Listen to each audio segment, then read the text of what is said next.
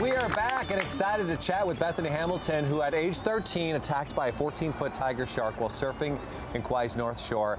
She has become a source of inspiration for so many people and sharing in her new book, which is called Body and Soul, A Girl's Guide to a Fit, Fun, and Fabulous Life. I am so glad that you're here and you just radiate joy. Okay, so the attack happened 10 years ago.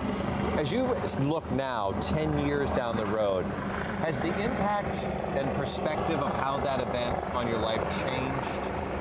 You know, it's crazy. I remember back when I was 13 years old and it initially happened, I had this sense of peace that God was in control and that I, in a sense, didn't need to worry and that life was going to roll on. But I had no clue what my future was going to hold or even if I would continue surfing. And looking back now, I'm just thankful. I'm thankful for the shark attack. I know that God allowed me to go through this to only bring hope to more people. To say that, most people at home would be like, wait, what? Thankful that that happened? Yeah, and you know, life's been, it's had its ups and downs and struggles, but also triumphs, and I am just so excited, especially about this book and being able to be a role model for young girls and encourage them in their different struggles is awesome. Well, I know too, while you were going through the recovery process, you were thinking, I mean, I'm sure the idea of while it was happening, you thought, am I going to live through this? But what was most important to you was to be able to get back out onto your surfboard, that this was most prominent in your mind, even while you were going through the recovery. Definitely. I remember before I even left the hospital, I had set my mind to get back in the ocean, and 3.5 weeks later, I was back on the surfboard surfing. 3.5 weeks. What was the drive behind that? What was your thinking? I think it was just my passion for surfing. I've loved surfing since I was a toddler. My whole family surfed. It's what we did every single day of our lives, and it was kind of just getting back to my normal routine in a sense. Yeah. It was when you went out to that and got back on the board, was it more than something you wanted to do, but it was something you needed to do for closure, for healing?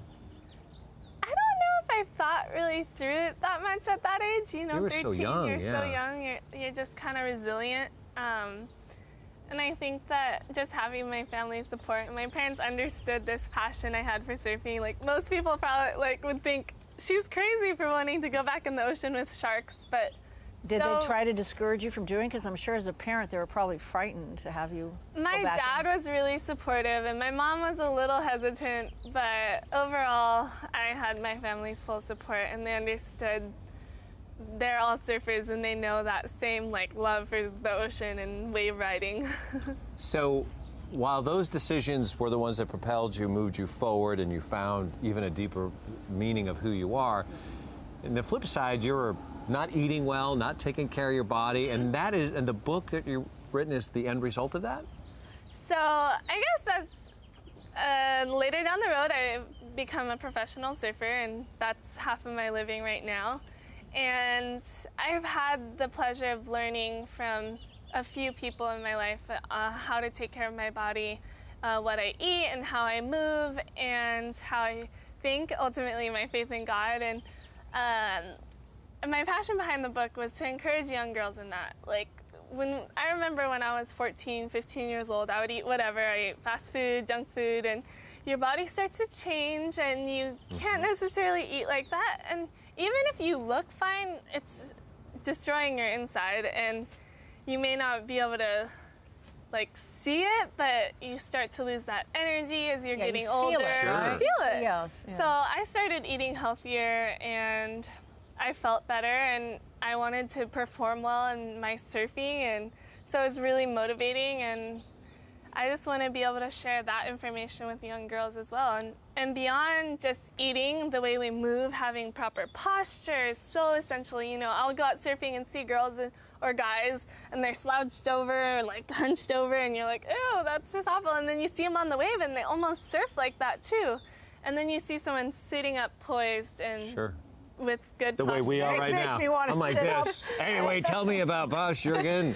But then you see the people when they sit with good posture, then you see them surf and they have beautiful surfing and it's full of finesse and it's just a lot better to look at, and I think that's in all of our lives. We want to see you because we have some footage of you surfing. Yeah, or be Take us through a little bit, because this is obviously you after. Now you're a pro surfer. Maybe you can explain to us a little bit too how technique has changed for you and how you adapted. So this is me surfing in Tahiti. I think for this might be Indonesia. Oh, that was a whip out. Wow. That's not fun. You get pounded and ragdolled underwater. And yeah. Do you find when you got back out after just a month of being on the water, did you find it the sport different from a different perspective? It was more challenging. Definitely. It was asking more of you. You know, I knew how to surf. It was just learning how to do it now with one arm. Yeah, right. the balance, is it hard to balance now? Yeah, I mean, now life with one arm is normal, but initially, like, learning how to balance and just catch waves, get enough speed, and then pushing my body up to stand up definitely had its struggles.